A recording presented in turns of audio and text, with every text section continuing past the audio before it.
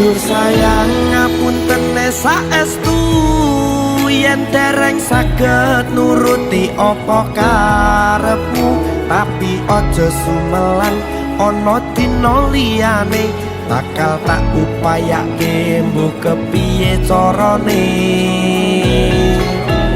Tresnoku ora bakal luntur, sayangku ora bakal goyah senajan kahanane bubrah. Aku bakal setia, ora mungkin mendua. Matur suwun sampun ana ngancani neng saben dina.